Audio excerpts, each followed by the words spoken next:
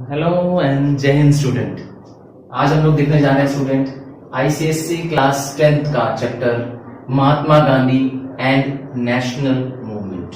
कह सकते हैं कि अगर देश की नेशनल मूवमेंट की स्टडी करनी हो और गांधी जी का जिक्र ना हो तो मुझे लगता है संभव नहीं है। तो आइए देखते हैं कुछ गांधी जी के बारे में। आपको पता ही है कि हम लोग 2 अक्टूबर को गांधी जयंती सेलिब्रेट करते हैं, है ना। 2 अक्टूबर 1969 को पोरबंदर काठियावाड़ डिस्ट्रिक्ट में, है ना, जो कि गुजरात में है, वहां पे गांधी जी का बॉर्न हुआ था। तो गांधी जी शुरुआत से ही बहुत ही शाय नेचर के बच्चे थे, बट जब उन्होंने पहली बार लॉ की डिग्री हासिल कर ली तो इंडिया में उनके लॉ प्रैक्टिसेस अच्छी नहीं चल रही थी। नतीजा गांधी जी को एक चांस मिला साउथ अफ्रीका में जाने का, वहां पे एक इंडियन का केस लड़ने के लिए। गांधी जी वहां गए और 1915 में जनवरी में वो भारत वापस आ गए उस केस को जीतकर। तो अपने वहां के अनुभव से गांधी जी ने भारत में भी वैसा ही आंदोलन खड़ा किया, है ना, क्योंकि वहां पर भी उन्होंने अंग्रेजों से मुकाबला किया था, यहां पर भी वही था समस्या। आइए देखते हैं गांधी जी के बारे में। तो Mahatma Gandhi dominated the Indian national movement from 1919 to 1948। आपको पता ही होगा 30 जनवरी 1948 में गांधी जी वॉज असैसिनेटेड। नाथूराम गोडसे नाम के व्यक्ति ने गांधी जी को शूट कर दिया था जब वो मॉर्निंग प्रेयर असेंबली से लौट रहे थे। तो इसलिए इस पीरियड को क्या बोला गया है, इतने पीरियड का नाम दिया गया गांधीयन एरा, 1919 से लेकर 1948 तक को। He formed the national Indian Congress at South Africa. तो जब वो साउथ अफ्रीका गए थे वहां उन्होंने एक संस्था बनाई थी, है ना, और वहां पर उनको कई बार जेल भी जाना पड़ा था। और 1915 में जब वो इंडिया लौटे तो उन्होंने वहां के अपने एक्सपीरियंसेस से, वहां के जो सत्याग्रह और नॉन कॉपरेशन मूवमेंट के अपने एक्सपीरियंसेस को उन्होंने यहाँ पे इंडिया में इम्प्लीमेंट किया। 1915 से लेकर 1919 तक, मतलब 1918 तक वो सिर्फ देश भर में घूमते रहे ये देखने के लिए कि भारत की सोशियो इकोनॉमिक कंडीशंस क्या है। इस दौरान उन्होंने कुछ मूवमेंट्स में पार्टिसिपेट भी किया। उनमें से सबसे इंपॉर्टेंट मूवमेंट आता है चंपारण। चंपारण एक छोटी सी डिस्ट्रिक्ट है बिहार में। चंपारण डिस्ट्रिक्ट में क्या किया गांधी जी ने, चंपारण में जो फार्मर्स थे वो नील की खेती करते थे। नील जानते हैं क्या होता है, कपड़ों में डाला जाता है नील, जो सफेद कपड़ों को और ब्राइट कर देता है। तो वहां पे इंडिगो फार्मर्स जो थे, जो नील की खेती करते थे, उनको मजबूर किया जाता था कि वो सर्टन आउटपुट, है ना, अंग्रेजों के लिए उगाए कंपल्सरी, नहीं तो उनसे क्या लिया जाएगा, लगान लिया जाएगा, और लगान के रूप में उनको क्या चाहिए, वो इंडिगो की खेती चाहिए। अगर फार्मर्स उसको देने के लिए तैयार नहीं है तो उनको क्या करना पड़ेगा, जो इंडिगो उगाया है वो ब्रिटिश प्लांटर्स को देना पड़ेगा एक फिक्स प्राइस पे। मतलब मेहनत किसान करें हमारे इंडियन, और आउटपुट कौन ले जाए, ब्रिटिश प्लांटर्स ले जाए। तो इसका विरोध हुआ, है ना। गांधी जी वहां पहुंचे और उन्होंने किसानों के पक्ष में आंदोलन किया कि उनको सही प्राइस मिले उनके प्रोड्यूस का, और वहां पे सत्याग्रह मूवमेंट लॉन्च किया। नतीजा ये हुआ कि कुछ सफलता गांधी जी को वहां पर स्टार्टिंग में मिलने लगी। दूसरा आंदोलन आया 1918 में अहमदाबाद में। अहमदाबाद में ब्रिटिश मिल ओनर्स थे, जो वहां की कपड़ों की कॉटन मिल्स थी, उसके मालिक अंग्रेज हुआ करते थे, और वो क्या करते थे, इंडियन वर्कर्स को कई सालों से क्या कर रहे थे, ओल्ड वेजेस ही दे रहे थे। वर्करों ने कई बार आंदोलन किया कि इन्फ्लेशन हो जाने की वजह से, महंगाई हो जाने की वजह से, और बहुत बैड वर्किंग कंडीशंस होने के बावजूद उनकी सैलरी इंक्रीज नहीं हो रही थी। गांधी जी भी वहां पहुंचे और उनके साथ क्या किया, भूख हड़ताल पे बैठ गए, हंगर स्ट्राइक पे बैठ गए। नतीजा ये हुआ कि ब्रिटिश ओनर्स को गांधी जी के आगे झुकना पड़ा और सैलरी का इंक्रीमेंट करना पड़ा। तीसरा इंपॉर्टेंट गांधी जी ने जो आंदोलन किया वो था खेड़ा सत्याग्रह। ये तीन जो हम आंदोलन देख रहे हैं वो मुख्य राजनीति में आने से पहले, मेन पॉलिटिक्स में आने से पहले, 1919 में जब वो मेन इंडियन नेशनल कांग्रेस को ज्वाइन कर जाएंगे, उसके आने के पहले के ये तीनों सत्याग्रह हैं। खेड़ा नाम का भी एक शहर है ना, गुजरात में एक शहर है खेड़ा, राजस्थान में एक शहर है खेड़ा, है ना। खेड़ा में उन्होंने क्या किया, 1918 में फार्मर्स के पक्ष में एक और सत्याग्रह किया। वहां पे फसलें जो थी बर्बाद हो गई थी क्योंकि रेन्स नहीं हो रही थी, ड्रॉट पड़ गया था, और फार्मर्स को मजबूर किया जा रहा था कि वो हाई लैंड रेवेन्यू या टैक्स दें, लगान दें। गांधी जी भी उनके सपोर्ट में आ गए और वहीं पर ही उन्हें सरदार पटेल जी का भी साथ मिला। यहीं से सरदार पटेल जी गांधी जी के साथ हो लिए। और दोनों ने मिलकर क्या किया, इस आंदोलन को, इस सत्याग्रह को बहुत ही सक्सेसफुली लीड किया और आखिर में अंग्रेज सरकार को झुकना पड़ा और किसानों का लगान माफ करना पड़ा। तो गांधी जी ने अपने इस मूवमेंट से, इन सत्याग्रह, इन नॉन कॉपरेशन मूवमेंट से सीख लिया कैसे अंग्रेजों के साथ क्या करेंगे, मुकाबला करेंगे, कैसे उनके साथ फाइट करेंगे। फिर आता है मेन, अब मूवमेंट जब शुरू हो जाता है 1920 में एक बहुत बड़ा, एक पहला mass movement organise by the Congress होने वाला है। इससे पहले कांग्रेस ने आज तक कोई नेशन लेवल पर, राष्ट्रीय स्तर पर कोई मास मूवमेंट लॉन्च नहीं किया था। वो उन मूवमेंट का नाम था नॉन कोऑपरेशन मूवमेंट। 1920 में गांधी जी ने लॉन्च किया था, है ना। तब गांधी जी ने देखा, इसके पीछे 3 रीजन दिए गांधी जी ने। सबसे पहला रीजन दिया खिलाफत का मूवमेंट, जिसको खिलाफत रॉन्ग्स के नाम से कह रहे हैं। दूसरा था रॉलेट एक्ट पास कर दिया अंग्रेजों ने, और तीसरा था massive killing at the Jallianwala Bagh. आइए अब तीनों कॉजेस के बारे में एक एक करके फिर से देखते हैं। 1919 में एक काला कानून, कौन सा कानून, यस, काला कानून, है ना। 1919 में रॉलेट एक्ट नाम का कानून पास हुआ। क्या था इस कानून में, क्यों इसका विरोध हो रहा था, इंडियंस क्यों इसका विरोध करते थे? Because this law give unlimited powers to the administration. Police के पास, गवर्नमेंट के पास बेहिसाब पावर आ जाएगा और इंडियन को दमन कर सकेंगे, इंडियंस पे अत्याचार कर पाएंगे। क्या क्या कर पाएंगे इस कानून के बाद? इस कानून के बाद arrest of the person without any warrant, किसी भी व्यक्ति को बिना किसी वारंट के जेल ले जाया जा सकता है, ठीक है, जबकि आजकल लीगली पॉसिबल नहीं है। और क्या होगा? In camera trial. In camera trial का मतलब होता है सेक्युलेशन में ले जाना, अर्थात किसी अकेली जगह पे, किसी सुनसान जगह पे ले जाना, जहां पर खूब उनको क्या करना, धोना, पीटना, मारना, जो चाहे उनके साथ अत्याचार करना। किसके साथ? इंडियंस के साथ। तो इन कैमरा ट्रायल उनको परमिशन मिल गई। अब वो किसी भी इंडियन के साथ ऐसा कर सकते हैं। एक तरह से हमारे फंडामेंटल राइट्स को क्या कर दिया, यहां भी छीन लिया गया। तीसरा क्या किया गया? रिस्ट्रिक्शंस ऑफ मूवमेंट एंड क्या कर दिया? इंडियंस का मूवमेंट अगर एक प्लेस से दूसरे प्लेस जा रहे हैं, इस कानून के तहत रोका जा सकता है। मतलब Indians can be prevented from moving from one state to another और वन प्रोविंस टू अनदर। चौथा और सबसे important, suspension of habeas corpus right. अब ये कैसा राइट्स होता है? हिबियस कॉर्पस शब्द का मतलब होता है टू हैव द बॉडी। इसका मतलब होता है कि जिंदा हो चाहे मुर्दा हो, उस व्यक्ति को सरकार के आगे, कोर्ट के आगे पेश करना। तो ये भी राइट क्या कर दिया? खत्म कर दिया। इसका मतलब कि पुलिस वालों के पास इतना पावर आ गया, ब्रिटिश के पास इतना पावर आ गया कि वो किसी को भी क्या कर सकते हैं, मार सकते हैं, खत्म कर सकते हैं, उसके शरीर को भी जला फूंक सकते हैं और कोई उनसे पूछने वाला नहीं होगा। पर आजकल आपको मालूम होगा ये राइट्स हमको मिला हुआ है। ये फंडामेंटल राइट भी है हमारा, क्या कि हमें हिबियस कॉर्पस मिले, डेथ और जीवित, है ना, जिंदा है मुर्दा जो हमारा रिलेटिव है ना, अगर वो मिसिंग है तो वो रिस्पॉन्सिबिलिटी गवर्नमेंट की है कि उसे ला के प्रोड्यूस करके दे। तो ये राइट भी क्या कर दिया गया? सस्पेंड कर दिया गया। तो इसीलिए इस कानून को बहुत ही बुरा, बहुत ही काला कानून माना गया, है ना। अब कभी भी अंग्रेज हमारे पर कोई भी तरह का अत्याचार कर पाएंगे। नेक्स्ट है जलियांवाला बाग ट्रेजेडी, है ना। आपको मालूम ही है, एक बड़ा मनहूस दिन है हमारे देश में, 13 अप्रैल 1919, है ना, 13 अप्रैल 1919। आइए क्या हुआ इससे पहले? 10 अप्रैल को 1919 को डॉक्टर सैफुद्दीन और डॉक्टर सत्यपाल, है ना, ये 2 कांग्रेस के वर्कर्स थे, इनको अरेस्ट कर लिया गया। और अमृतसर में जहां ये कांग्रेस वर्कर्स अरेस्ट हुए थे, वहां पर एक गोल्डन टेम्पल है, आपको मालूम ही है ना, स्वर्ण मंदिर से हम लोग कहते हैं।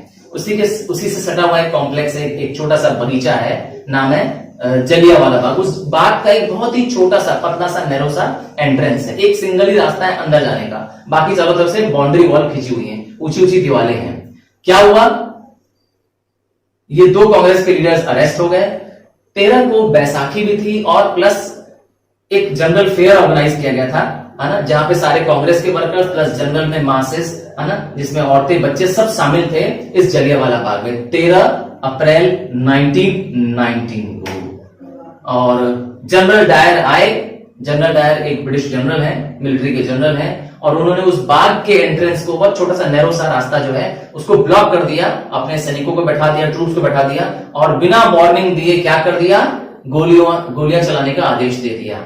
और इससे क्या हुआ? More than 1000 people were killed, brutally killed, मार दिया।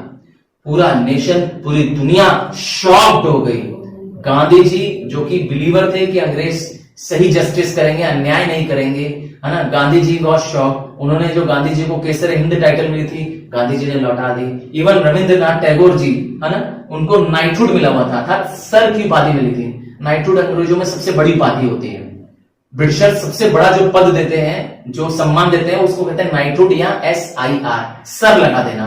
तो वो सर शब्द, अच्छा मेरे नाम के आगे भी सर लगा हुआ है ना, मेरा पूरा नाम आपने देखा है चैनल का, सर तरुण पाली। चलिए, उससे कोई मतलब नहीं है, फिर से वापस आते हैं। तो रविंद्रनाथ टैगोर जी ने भी अपनी टाइटल अंग्रेजों को लौटा दी। इस तरह से पूरे देश में क्या हुआ, इस जलियांवाला बाग का विरोध हुआ और नतीजा क्या हुआ, नॉन कॉपरेशन मूवमेंट। थर्ड और मेन रीजन क्यों नॉन कॉपरेशन मूवमेंट हुआ, है ना, था खिलाफत मूवमेंट। खिलाफत का मतलब क्या होता है, खिलाफ मतलब एक उर्दू शब्द होता है अगेंस्ट। तो फर्स्ट वर्ल्ड वॉर 1914 में शुरू हुआ और खत्म हुआ 1918 में। फर्स्ट वर्ल्ड वॉर के दौरान अंग्रेजों ने टर्की को जीत लिया। टर्की एक मुसलमान कंट्री है और टर्की के जो सुल्तान होते हैं वो खलीफ ऑफ दी मुस्लिम्स होते हैं। खलीफ कौन होते हैं, खलीफ होता है उनका स्पिरिचुअल और धर्म गुरु। किसी भी धर्म में जो सबसे बड़ा गुरु होता है उसको कहते हैं क्या, खलीफ। हिंदुओं में सबसे बड़ा गुरु कौन होता है, हिंदुओं के स्पिरिचुअल गुरु का नाम क्या है, ये शंकराचार्य। और क्रिश्चियंस में पोप। उसी तरह से मुसलमानों में जो धर्म गुरु होते हैं उन्हें कहते हैं खलीफ्स। तो खलीफ जो होते हैं वहां के सुल्तान होते हैं, वही खलीफ होते हैं, अर्थात सबसे ज्यादा सम्मानित पद है मुसलमानों के लिए। अब अंग्रेजों ने टर्की को जीत लिया और खलीफ के पावर को कम कर दिया, उसको डिथ्रोन कर दिया। इससे सारे दुनिया के मुसलमान अंग्रेजों से नाराज हो गए, क्योंकि उनको लगा कि ये उनके धर्म पर आपत्ति कर रहे हैं। मुसलमानों को लगा कि अंग्रेज उनके धर्म के साथ क्या कर रहे हैं, छेड़छाड़ कर रहे हैं। नतीजा क्या हुआ, इंडिया में भी मौलाना अली और शौकत अली, है ना, ये दो ब्रदर्स हैं, नाम है अली ब्रदर्स, इन्होंने शुरू किया अंग्रेजों के खिलाफ खिलाफत मूवमेंट। गांधी जी को लगा कि ये बहुत अच्छा मौका है हिंदू मुस्लिम यूनिटी का, और गांधी जी ने भी क्या किया, इस खिलाफत मूवमेंट के सपोर्ट में आ गए। कांग्रेस के वर्कर्स भी इनके सपोर्ट में आ गए और अल्टीमेटली उन्होंने 1920 में लॉन्च किया नॉन कोऑपरेशन मूवमेंट, अर्थात असहयोग आंदोलन। क्योंकि गांधी जी बिलीव्ड कि ऐसी खराब गवर्नमेंट, ऐसी इवल गवर्नमेंट, है ना, के साथ सहयोग करना, इसका मतलब है कि लोगों के साथ क्या करना, लोगों के साथ बर्बादी करना, देश की जनता को धोखा देना। इसलिए गांधी जी ने शुरू किया नॉन कॉपरेशन मूवमेंट।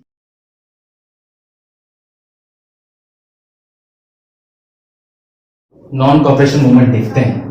ऑब्जेक्टिव्स, तो जैसा कि नाम लिखा है, Gandhi ji believe that British government were able to establish the rule in India because of cooperation of Indians.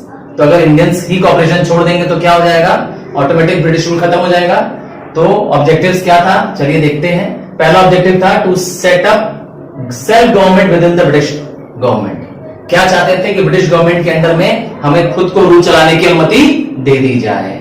दूसरा क्या चाहते थे, cancellation of Rowlatt act, annulment of Rowlatt act. जो रॉलेट एक्ट पास हो गया है उसे अंग्रेज वापस ले लें।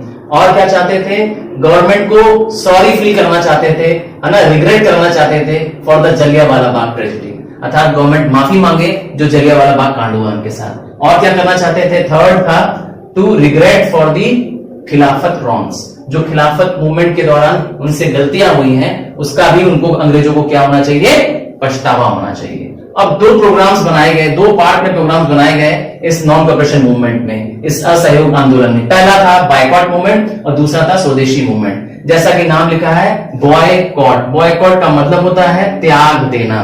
क्या कर देना, त्याग देना। तो किसको त्यागना है, इंडियंस को गवर्नमेंट स्कूल्स को छोड़ देना है, गवर्नमेंट कॉलेजेस को छोड़ देना है, और इवन गवर्नमेंट के लॉ कोर्ट्स को भी छोड़ देना है। और क्या छोड़ना है, गवर्नमेंट जो उस समय फॉरेन गुड्स आ रहे थे हमारे देश में, आपको पता ही होगा उस जमाने में इंडियन इंडस्ट्रीज थी नहीं, सारे गुड्स फॉरेन से, इंग्लैंड से इंपोर्ट होकर आ रहे थे। तो उन गुड्स को क्या करना है, नहीं खरीदना है। और क्या करना है, अगर गवर्नमेंट का भी काउंसिल इलेक्शंस आने वाले थे 1919 में, उसको भी हम लोग क्या करेंगे, बायकॉट करेंगे। और लास्ट में क्या बायकॉट करेंगे, surrender of the titles and honorary office. जो गवर्नमेंट ने टाइटल्स दी थी, जो सरकारी पद मिला था, वो क्या करना चाहते थे, उसको रिटर्न कर देंगे बायकॉट के स्वरूप, है ना। जैसे मैंने बताया, रविन्द्रनाथ टैगोर को जो मिली थी टाइटल सर की, जिसको हम लोग कहते हैं नाइटहुड, वो उन्होंने लौटा दी थी। आगे और क्या प्रोग्राम था मैंने बताया, स्वदेशी नीव का प्रोग्राम था। स्वदेशी शब्द का मतलब होता है ऑफ वंस ओन कंट्री, अपने देश में निर्मित चीजों का प्रयोग करना इज कॉल्ड एज स्वदेशी। तो क्या करना था इसमें, पॉपुलराइजिंग इंडियन गुड्स, लोगों को क्या करना था, भारतीय सामान प्रयोग करना, है ना, इंडियन गुड्स प्रयोग करना। आजकल शायद आपको पता हो मोदी जी भी ऐसा पॉपुलराइज कर रहे हैं, कह रहे हैं आत्मनिर्भर भारत, विदेशी सामानों को, चीन से बने सामानों को, चाइना के बने सामानों को आप बंद कर दीजिए यूज करना, है ना। आपने सुना कि नहीं, उस जमाने में क्या होता था, गांधी जी चाहते थे कि लोग अंग्रेजों के बने सामान हम लोग न खरीदें, इंडियन गुड्स, है ना, इंडियन गुड्स भले महंगे पड़ेंगे यूज करें। इवन गांधी जी ने खुद चरखा चलाया ताकि हैंडमेड क्या हो सके, खादी कपड़ा बनाया जा सके। और क्या किया, setting Indian schools and colleges. अगर हम ब्रिटिश स्कूल कॉलेज में नहीं जाएंगे तो कहां जाएंगे, कम से कम इंडियन स्कूल कॉलेजेस तो हो, इसीलिए गवर्नमेंट का ये भी एक प्रोग्राम था। और क्या करना था, रिमूवल ऑफ अनटचेबिलिटी। उस समय अनटचेबिलिटी मतलब अछूत प्रथा बहुत ज्यादा बढ़ गई थी, तो उसको भी दूर करना था। और लास्ट में अपलिफ्टमेंट ऑफ द वुमेन। ये सारे प्रोग्राम्स थे अंडर द स्वदेशी। अब आते हैं और क्या क्या एक्टिविटीज हुई, है ना, कैसे ये दोनों प्रोग्राम्स अचीव हुए, बायकॉट के और स्वदेशी के प्रोग्राम अचीव करने के लिए क्या क्या एक्टिविटीज हुई नॉन कॉर्पोरेशन मूवमेंट। सबसे पहले एक्टिविटीज, लॉयर्स, आपने नाम सुना होगा, डॉक्टर मोतीलाल नेहरू, है ना, जवाहरलाल नेहरू के फादर हैं, डॉक्टर राजेंद्र प्रसाद, इन्होंने क्या किया, अपनी लॉ प्रैक्टिसेस छोड़ दी। तो लॉयर्स ने क्या किया, अपनी लीगल प्रैक्टिसेस, कानूनी जो लोग एडवोकेट थे उस पद को उन्होंने क्या कर दिया, त्याग दिया, लॉ कोर्ट जाना बंद कर दिया। स्टूडेंट्स ने स्कूल छोड़ दिया, कॉलेजेस छोड़ दिए, है ना। आपने शास्त्री जी का नाम सुना होगा, इंडिया के सेकंड प्राइम मिनिस्टर, है ना, तो उन्होंने भी उसी दौरान किया था, गांधी जी को ज्वाइन कर लिया था, है ना, लाल बहादुर शास्त्री जी, है ना, बनारस के थे ना।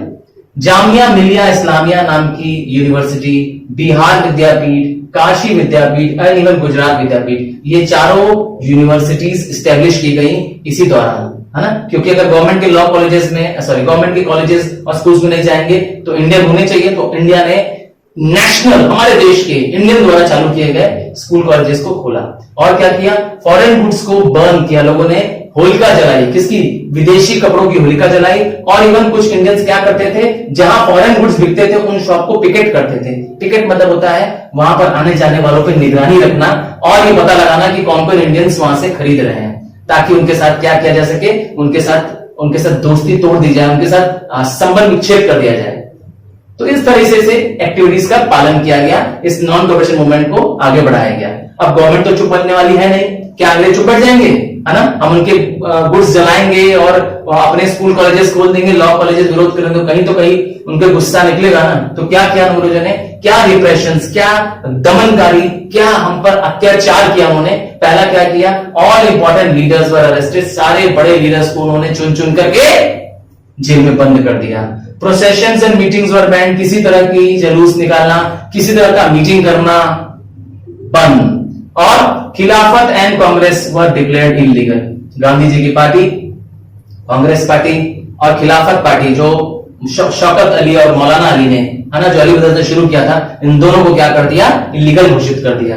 और मूवमेंट तो बहुत सफल चल रहा था, देश भर में अंग्रेज हमसे परेशान थे, हमारे इस मूवमेंट से परेशान थे, वो कमजोर पड़ गए थे हमारे आगे। बट 1922 में आते आते, 1920 में शुरू हुआ था नॉन कॉर्पोरेशन मूवमेंट, 1922 में आते आते क्या हो गया, गांधी जी ने इस मूवमेंट को सस्पेंड कर दिया, बीच में ही रोक दिया। तो ऐसा क्या हो गया, इस इंसिडेंट का नाम रखा गया चौरी चौरा इंसिडेंट। क्या, चौरी चौरा। चौरी चौरा एक बहुत ही छोटा शहर है गोरखपुर के पास, एक छोटा विलेज है ना, वहां पे 3000 फार्मर्स एकजुट होकर के जुलूस निकाल के जा रहे थे, उन पे पुलिस वालों ने फायरिंग की, है ना, उनके जुलूस को रोका, क्योंकि वो लोग picketing of the foreign good shops कर रहे थे, विदेशी दुकानों पे नजर रख रहे थे।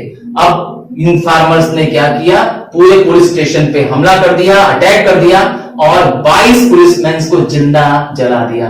22 policeman were burned alive. Gandhi ji was shocked, अरे ये क्या हो गया, हमने तो आपको अहिंसा का पाठ पढ़ाया था, हमने तो कहा था कि अगर हम आंदोलन करेंगे तो पीसफुल मेथड से करेंगे, किसी भी तरह का वायलेंस नहीं करेंगे। और गांधी जी ने शोक में, दुख में इस मूवमेंट को यहीं पे क्या कर दिया, बंद कर दिया। इसी इंसिडेंट का नाम रखा गया है चौरी चौरा इंसिडेंट।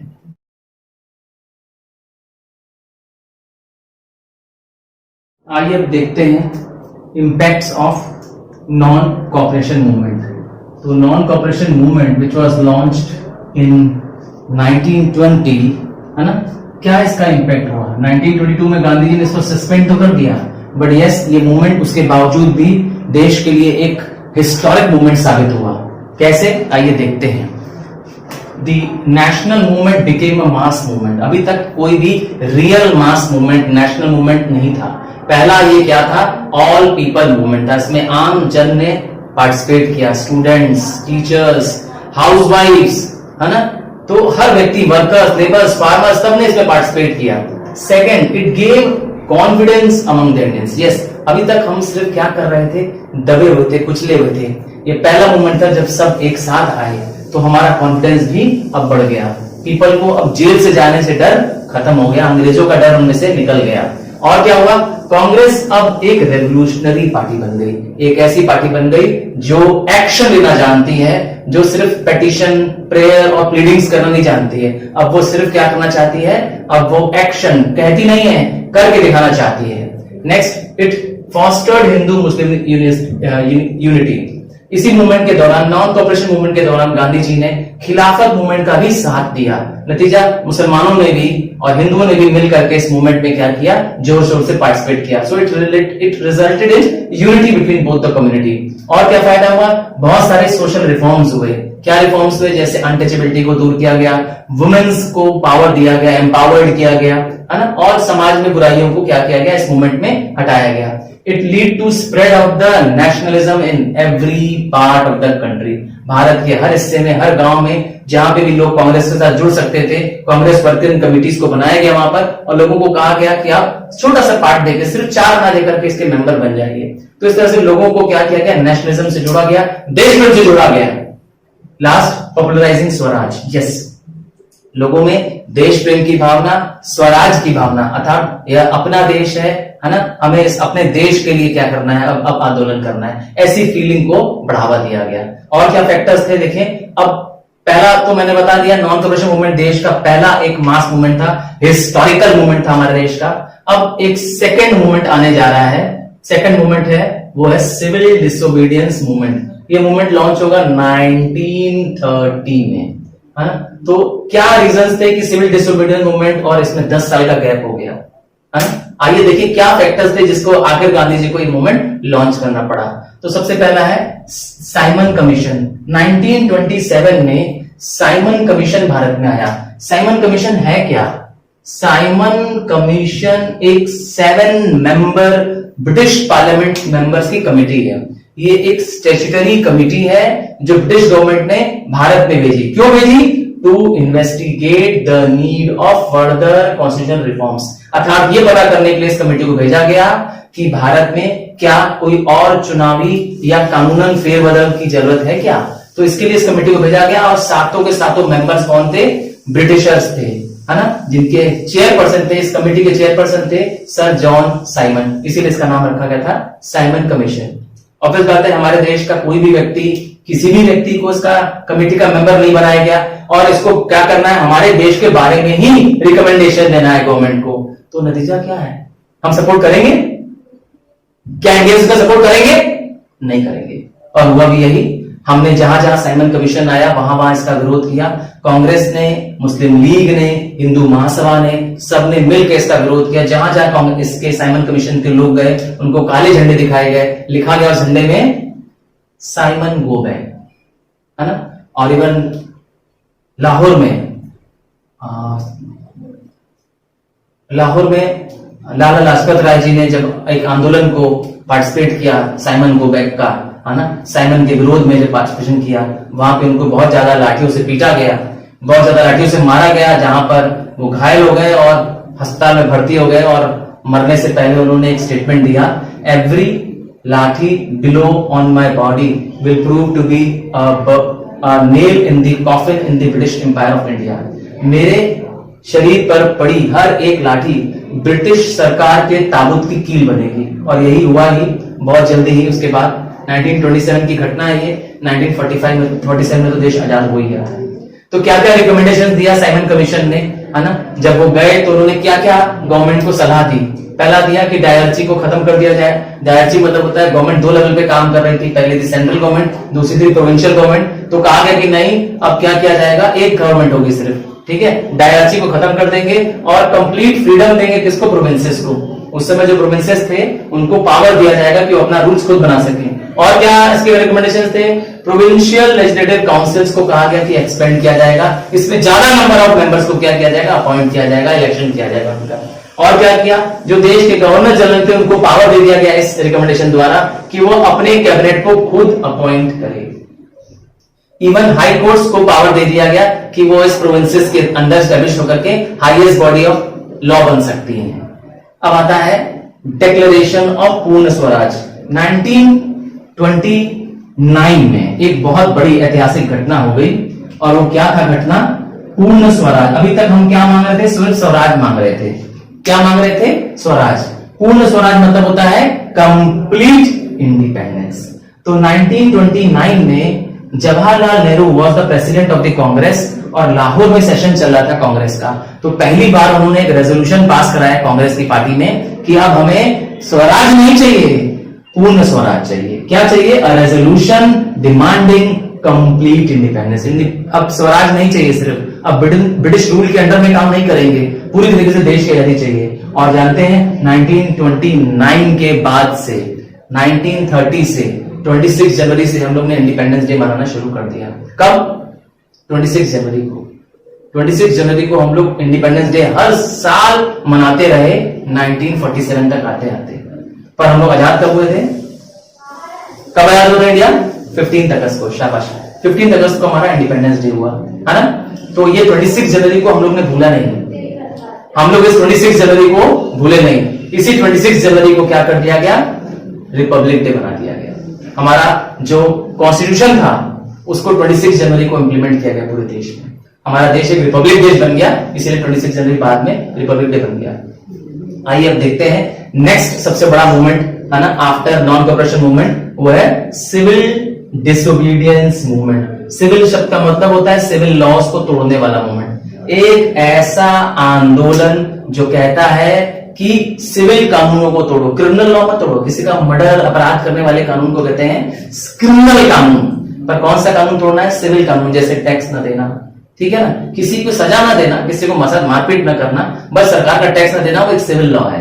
तो गांधी जी ने इसको शुरू किया, है ना। गांधी जी ने सबसे पहले अंग्रेजों को 11 पॉइंट का अल्टीमेटम दिया, 11 पॉइंट अल्टीमेटम दिया।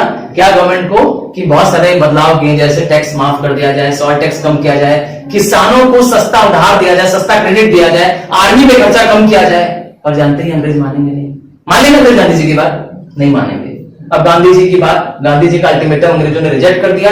1930 में गांधी जी ने सिविल डिसोबीडियंस लॉन्च किया। क्या किया गांधी जी ने, गांधी जी ने खुद एक हिस्टोरिक मार्च शुरू किया, एक पद यात्रा शुरू की। कहां से शुरू किया, साबरमती में, जहां गांधी जी का आश्रम है, से लेके गांधी जी दांडी तक गए। साबरमती से दांडी, याद रखिएगा, 27 दिन का सफर है ना। He picked up the sword, और वहां जाके क्या किया, दांडी एक सी बीच है ना, समुद्र का किनारा, वहां पे गांधी जी ने अपने हाथ से क्या किया, समुद्र की लहरों के नमक को उठाया, है ना, और एक नमक कानून तोड़ दिया। क्योंकि उस जमाने में लॉ था, क्या लॉ था, कि only British can manufacture and sell salt, अर्थात नमक को बनाने का और नमक को बेचने का मोनोपोली है अंग्रेजों के पास। और गांधी जी ने वो कानून तोड़ दिया, नमक अपने हाथ में उठा के। क्यों, ताकि उन्हें जेल हो जाए।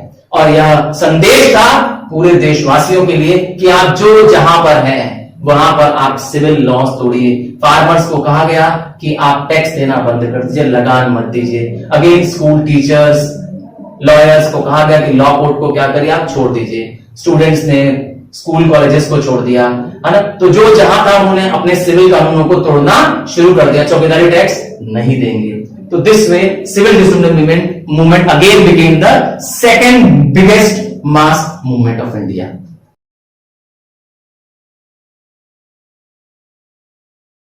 गांधी जी ने जो सेकंड मास मूवमेंट लॉन्च किया उसका नाम था civil disobedience movement. Yes students, किस साल वो मूवमेंट लॉन्च हुआ था? यस मैं आपसे पूछ रहा हूं, 1930। तो 1930 में गांधी जी ने खुद दांडी मार्च कर साबरमती से लेकर डांडी तक, जो कि एक सी पोर्ट है, वहां पे जाकर अपने हाथ से क्या किया, नमक जो समुद्र में बना था उसको अपने हाथ में उठाया। उस समय सॉल्ट लॉ बना हुआ था अंग्रेजों का, जो ये कहता था कि इंडियंस को न तो सॉल्ट बनाना अलाउड है, न तो सॉल्ट बेचना अलाउड है। मोनोपोली किसकी थी? ब्रिटिश की थी। गांधी जी ने यह कानून को जाकर तोड़ लिया और यही सारे लोगों को भी कहा कि जो जहां है वो जाके सिविल लॉस को क्या करे, ब्रेक करे। जैसे टैक्स न जमा करना, स्कूल कॉलेजेस न जाना, लॉ कोर्ट्स को बैन कर देना, है ना। तो इस तरीके से सिविल डिसोबीडियंस बहुत तेजी से फैल गया। आइए देखते हैं इसके क्या क्या प्रोग्राम्स थे। Programs of civil disobedience movement. सबसे पहला था breaking of the salt law, है ना, समझ गए ना, सॉल्ट का जो कानून है उसको तोड़ देना। सेकंड है बायकॉट ऑफ द लिकर, शराब की दुकानों को, शराब को बायकॉट करना। Next boycott of foreign goods and clothes, विदेशी सामानों को, है ना, अंग्रेजों के बने सामानों का क्या करना है, बायकॉट करना। बायकॉट मतलब त्यागना होता है, विरोध करना होता है। और क्या करना, non payment of the taxes. लोगों को क्या कहा गया था कि आप सिविल लॉज तोड़िए, और सिविल लॉ ये भी है सरकार को टैक्स देना, तो हम टैक्स क्या करेंगे, अब नहीं देंगे। ये लोगों ने क्या किया, लॉ ब्रेक किया। अब आता है क्या प्रोग्रेस, कैसे ये मूवमेंट आगे प्रोग्रेस किया। सिविल डिसोबीडियंस मूवमेंट बहुत रैपिडली देश में फैलने लगा, क्योंकि अब कांग्रेस एक पार्टी इन एक्शन बन गई, एक रेवोल्यूशनरी पार्टी बन गई। People बायकॉटेड the British good and liquor, है ना, लोगों ने वैसा ही किया जैसा कि इस मूवमेंट में था, जैसा कि इस प्रोग्राम में था। और क्या हुआ, खान अब्दुल गफर खान, ये गांधी जी के डिसाइपल थे, शिष्य थे, है ना। इनको फ्रंटियर गांधी जी के नाम से भी जाना जाता है। इन्होंने एक रेड शर्ट के वॉलेंटियर्स स्टैब्लिश किए। वो लोगों जिनको क्या सिखाया गया, ब्रिटिश रूल का विरोध करना, बट अहिंसा से करना है ना। सत्याग्रह ऑर्गेनाइज करेंगे, विदाउट एनी वायलेंस करेंगे, है ना। He also organised a party called as Khudai Khidmatgar. क्या नाम था, खुदाई खिदमतगार। क्या मालूम है इसका मीनिंग क्या है? यस, ये एक उर्दू शब्द है जिसका मतलब होता है सर्वेंट ऑफ गॉड, खुदा की खिदमत करने वाले। नेक्स्ट रिप्रेशंस, तो क्या अंग्रेज मान जाएंगे, हम इतना उनके खिलाफ एक्शन लेंगे, है ना, लॉज नहीं पालन करेंगे, टैक्स नहीं भरेंगे, तो अंग्रेज हमें छोड़ देंगे? इतने अच्छे अंग्रेज नहीं है ना। तो क्या किया अंग्रेजों ने, अगेन गवर्नमेंट रिसोर्टेड टू लाठी चार्ज, जानते ही हो, पुलिस ने लाठियां भाजना शुरू कर दी। फायरिंग एंड इम्प्रिजनमेंट, बड़े स्केल पे मोर देन 90,000 कांग्रेस वर्कर्स वर इम्प्रिजन्ड। कांग्रेस को डिक्लेयर कर दिया गया कि ये इलीगल पार्टी थी। अब आते हैं round table conference. 3 round table conferences हुए। राउंड टेबल का मतलब होता है कि एक राउंड सा टेबल है और उस पर ब्रिटिश के लोग और इंडियन रिप्रेजेंटेटिव्स मिलकर क्या करेंगे, आपस में डिस्कशन करेंगे कि क्या नया स्वरूप होगा गवर्नमेंट का, है ना, क्या नए अमेंडमेंट्स करेंगे इंडियन कॉन्स्टिट्यूशन में। इसीलिए राउंड टेबल कॉन्फ्रेंस बुलाई गई थी। पहली राउंड टेबल कॉन्फ्रेंस बुलाई गई थी 1930 में, है ना। जो फर्स्ट राउंड टेबल कॉन्फ्रेंस थी उसमें गांधी जी नहीं गए, कांग्रेस ने उसको बाइकआउट कर दिया। क्यों बाइकआउट कर दिया? क्योंकि वो पहले से ही डिमांड कर रहे थे गवर्नमेंट से, और गवर्नमेंट ने उनकी पहले ही कोई डिमांड नहीं मानी थी, तो उन्होंने लगा कि अब जाने से कोई मतलब नहीं है। सेकेंड राउंड टेबल जाने से पहले गांधी जी को मनाया गया कि वो क्या करें, वो इस सेकेंड राउंड टेबल कॉन्फ्रेंस में जरूर जाएं, क्योंकि अंग्रेजों ने जो सिविल डिसोबीडियंस मूवमेंट के दौरान जो ऑर्डिनेंसेस पास किए थे वो ऑर्डिनेंस अंग्रेज वापस ले रहे हैं। इवन जो पॉलिटिकल प्रिजनर्स थे, जो कांग्रेस के वर्कर्स थे जिनको प्रिजन किया गया था, उनको भी छोड़ दिया गया। गांधी जी ने भी प्रॉमिस किया कि ठीक है, कुछ दिन के लिए मूवमेंट क्या करेंगे, सिविल डिसोबीडियंस मूवमेंट सस्पेंड कर देंगे, हम राउंड टेबल कॉन्फ्रेंस आ रहे हैं। कहां गए गांधी जी? लंदन गए। तो गांधी जी अटेंडेड, पर जानते हो वहां पे क्या हुआ? वहां पे हो गया डेडलॉक। वहां पर गवर्नमेंट ने, ब्रिटिश गवर्नमेंट ने एक चाल ये चली सेकेंड राउंड टेबल कॉन्फ्रेंस में कि अलग अलग लोगों को, मुस्लिम्स को, डिप्रेस्ड क्लास को, सिख को, एंग्लो इंडियन को, क्रिश्चियंस को, सबको क्या करने लगे, वो लोग उनको मनाने लगे ताकि वो भी अपने लिए क्या मांगे, सीट्स मांगे, सेपरेट इलेक्टोरेट मांगे। और वहां वही हुआ ही, वहां यूनाइटेड होके सब नहीं गए, बल्कि सब डिवाइडेड हो गए। तो इससे गांधी जी किसी बात पे एग्री नहीं किए और उनमें भी आपस में कोई एग्रीमेंट नहीं हुआ। So it was a deadlock and the second round table conference was also a failure. Third round table conference, सबसे ज्यादा इंपॉर्टेंट यही वाला कॉन्फ्रेंस है, थर्ड वाला। आप देखिए क्या हुआ। थर्ड राउंड टेबल कॉन्फ्रेंस में कांग्रेस तो नहीं गई, बट बाकी सारे लोग गए, है ना। ब्रिटिश गवर्नमेंट ने बहुत चालाकी से क्या किया, इसका फायदा उठा लिया। क्या फायदा उठाया, अब कांग्रेस गई नहीं है और बाकी सारे लोग आए हुए हैं, सिख आए हुए हैं, एंग्लो इंडियंस आए हुए हैं, क्रिश्चियंस आए हुए हैं, मुस्लिम्स आए हुए हैं, है ना। अंग्रेजों ने क्या किया, उस समय ब्रिटिश प्राइम मिनिस्टर थे रामसे मैकडोनाल्ड, तो इन्होंने चालाकी से क्या किया, कम्युनल अवार्ड प्रेजेंट कर दिया। अब ये क्या होता है, communal award means granting separate electorate to each community. उन्होंने चालाकी से क्या किया, सबको खुश कर दिया, कांग्रेस को नाराज करके सबको खुश कर दिया, है ना। सो कम्युनल अवार्ड्स, है ना, इसमें क्या होता है, separate representation to Muslims, to Sikh, to Anglo Indian, to Christians, to depress class, सबको क्या दे दिया गया, अलग अलग सीट का रिजर्वेशन दे दिया गया। अर्थात आपके अलग क्षेत्र होंगे जहां पे आपका चुनाव होगा, जहां पे आप ही के लोग क्या होंगे, उनको चुनेंगे। तो इससे तो क्या हो जाएगा, देश में फूट पड़ जाएगी। गांधी जी तो चाहते ही नहीं थे कभी देश में फूट पड़े कि हर लोग जाति धर्म के हिसाब से क्या हो जाए, अपनी सीट चुने और लड़ाई हो जाए देश में। तो ये तो हमें होता है गांधी जी को पसंद नहीं आएगा। गांधी जी जैसे ही सेकेंड राउंड टेबल कॉन्फ्रेंस से लौटेंगे तो उसके बाद वो अपनी सिविल डिसोबीडियंस मूवमेंट्स को फिर से शुरू कर देंगे। But third round table conference के बाद गांधी जी को अरेस्ट कर लिया जाएगा और गांधी जी भूख हड़ताल में बैठ जाएंगे। वहां पे क्या होगा, पूना में गांधी जी इस कम्युनल अवार्ड के खिलाफ जो British prime minister Ramsay McDonald ने घोषित किया था कि वो इंडिया में क्या करेंगे, सबको सेपरेट क्या करेंगे, रिप्रेजेंटेशन देंगे, हर कम्युनिटी को अलग अलग क्या देंगे, वोट करने का और सीट रिजर्व करने का अधिकार दे देंगे ताकि सबको अपने अपने सीट्स मिल सके। गांधी जी ने इसका विरोध किया। गांधी जी के बीच में और डॉक्टर अंबेडकर, डॉक्टर भीमराव अंबेडकर के बीच में एक एग्रीमेंट साइन हुआ, नाम है उसका पूना पैक्ट। ठीक है, क्या हुआ पूना पैक्ट में, एक एग्रीमेंट साइन हुआ अंबेडकर जी के बीच में, कांग्रेस के बीच में, इन विच जो डिप्रेस्ड क्लास के लोग थे, जिनको हम लोग दलित भी बोलते हैं ना, ये दलित के रिप्रेजेंटेटिव थे डॉक्टर अंबेडकर। क्या दिया गया, were given reservation of seats. क्या मान दिया गया, इनके लिए अलग से सीट रिजर्व कर दी गई, है ना, with in the general class, अर्थात इनको सेपरेट इलेक्टोरेट नहीं मिलेगा और ये लोग उसके लिए राजी भी हो गए। दिस वॉज नोन एज, क्या नाम किया था, पूना पैक्ट। जानते हो क्यों पूना पैक्ट नाम पड़ा होगा, क्यों पड़ा पूना पैक्ट का नाम, क्योंकि it all took place in Poona. अब लास्ट है इस टॉपिक में गांधी इरविन पैक्ट। 1931 में महात्मा गांधी जी के बीच में और लॉर्ड इरविन कौन थे उस समय ब्रिटिश वाइसरॉय थे, उनके बीच में एक समझौता हो जाएगा, एक एग्रीमेंट हो जाएगा। क्या एग्रीमेंट में हुआ था, एग्रीमेंट इस बात का हुआ था कि गांधी जी क्या करेंगे, second round table conference attend करेंगे। यस, तो Gandhi ji agreed to attend the second round table conference at London. Gandhi ji इसके लिए एग्री हो गए। गांधी जी को सोल रिप्रेजेंटेटिव माना गया कांग्रेस का, कहा गया कि ठीक है आप आएंगे कांग्रेस बदले, एंड गांधी जी बदले में क्या करेंगे, सस्पेंड दी civil disobedience movement. Gandhi ji बोले ठीक है तब तक हम क्या करेंगे, अपना सिविल डिसोबीडियंस बीच में ही रोक देंगे, सस्पेंड कर देंगे। और क्या किया, ब्रिटिश ने भी प्रॉमिस किया कि हम जितने पॉलिटिकल प्रिजनर्स पकड़े हैं हम फिलहाल अभी रिलीज कर देते हैं। कितने पकड़े थे पॉलिटिकल प्रिजनर्स, मैंने बताया था 90,000। और क्या करेंगे, एंड विथड्रॉ ऑल ऑर्डिनेंसेस, जो उन्होंने बीच में कानून बनाए थे, इन सारे कानूनों को बीच में क्या करेंगे, बीच से अभी वापस ले लेंगे। और क्या करेंगे, अगर कोई पीसफुल पिकेटिंग करना चाहता है उसको हम परमिट करते हैं, peaceful picketing of liquor shops.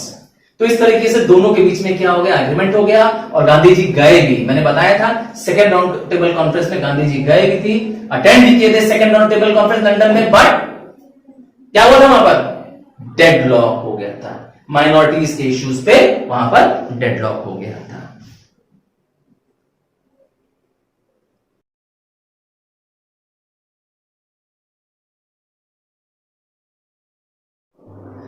Renewal of the civil disobedience movement, जब सेकेंड राउंड टेबल कॉन्फ्रेंस में गांधी जी गए लंदन में और वहां पर डेडलॉक हो गया। डेडलॉक किस बात का, deadlock on the issues of the minorities को लेकर के। नतीजा क्या हुआ, गांधी जी आते ही क्या किया, सिविल डिसोबीडियंस मूवमेंट को वापस वहां से रीस्टार्ट कर दिया, है ना। और 1934 तक आते आते 1930 में मूवमेंट शुरू हुआ था, 1934 को आते आते कम्युनलिज्म बढ़ने लगा देश में, अर्थात अलग अलग धर्मों के लोगों के बीच में दुश्मनी बढ़ती गई। नतीजा क्या हुआ, गांधी जी ने इस मूवमेंट को विड्रॉ कर लिया। 1934 में मूवमेंट वाज परमानेंटली विड्रॉन। अब इसका इंपैक्ट ऐसा नहीं है कि विड्रॉल के बाद खत्म हो जाएगा, है ना। जो सिविल डिसऑर्डर मूवमेंट ने नेशनलिज्म की जो लहर पैदा की थी, जो उफान पैदा किया था, वो खत्म नहीं होगा। It caused a tide of nationalism among the masses. और क्या हुआ, it widened the base of the national movement. बताया तो कि स्टूडेंट्स, हाउसवाइफ्स, है ना, आम आदमी, मास जिसे कहते हैं ना, इंडियन मासेस ने पार्टिसिपेट किया इस मूवमेंट में। और क्या हुआ, people understood the importance of principles of non violence. लोगों ने नॉन वायलेंस करना सीख लिया, क्योंकि याद होगा नॉन कोऑपरेशन मूवमेंट किस वजह से सस्पेंड हुआ था। यस, ये क्वेश्चन है आप लोगों के लिए स्टूडेंट्स, इसका जवाब आप मुझे मैसेज बॉक्स में देंगे। क्या चीज, due to which incident the non cooperation movement was suspended. चलिए, मुझे वेट रहेगा आपके इस कमेंट का। आगे और क्या हुआ, womens came out and participated. Even womens जो कि घर के अंदर रहती थी, उन्होंने भी क्या किया, अपने मेन काउंटर पार्ट के साथ आकर के मुकाबला किया। गवर्नमेंट ऑफ इंडिया ने भी, अच्छा, ब्रिटिश गवर्नमेंट ने भी एक एक्ट पास किया, नाम रखा गवर्नमेंट ऑफ इंडिया एक्ट 1935। क्या था इस एक्ट में, it introduce giving autonomy to provinces. नतीजा, प्रोविंसेस को और पावर कर दिया गया। ऑटोनॉमी मतलब होता है फ्रीडम टू टेक डिसीजंस कर दिया गया, है ना। नेक्स्ट है, last topic of this chapter है Mahatma Gandhi and the national movement. Last topic है डॉक्टर भीमराव अंबेडकर कंट्रीब्यूशन। कौन थे डॉक्टर भीमराव अंबेडकर? यस, आइए, doctor Bhimrao Ambedkar is the father of the Indian constitution. He was the member, chairperson of the drafting committee. आइए देखते हैं इनके बारे में। He fought for the rights of the Dalits throughout his life. ये एक मेंबर थे, है ना, किस कास्ट के, डिप्रेस्ड क्लास के, दलित्स के थे, जिसको हम डाउन ट्रोडन्स या दलित कह सकते हैं। He was the India's first law minister after independence. जब देश आजाद हुआ तो देश के पहले कानून मंत्री बने। He wrote many periodicals. इन्होंने बहुत सारे periodicals छापे, है ना, छोटे छोटे periodicals बनाए उन्होंने। नाम था मूक नायक, नाम था बहिष्कृत भारत और इक्वालिटी जनता। 3 periodicals इन्होंने लिखे। He was the chairman of the Constitution Drafting Committee. क्या करती है Constitution Drafting Committee? यही कमेटी के पास अधिकार होता है हमारे देश का नया संविधान लिखने के लिए। अर्थात it was a committee set up by the assembly to write the new constitution. जो हमारे देश का नया कानून है, जिस पे देश चल रहा है, आज मैं और आप जिस देश में गवर्न हो रहे हैं, उसी कॉन्स्टिट्यूशन के द्वारा। What is constitution? Constitution is the supreme law of the land, according to which the entire government and the systems run. आइए, he later converted to Buddhism. बाद में later ages में 1950s तक आते आते he converted himself to Buddhism and he was awarded Bharat Ratna. So students, अगर आप मेरे चैनल में नए हैं तो प्लीज इस चैनल को सब्सक्राइब करिए, शेयर करना तो एकदम मत भूलिए। So see you in the next video, bye.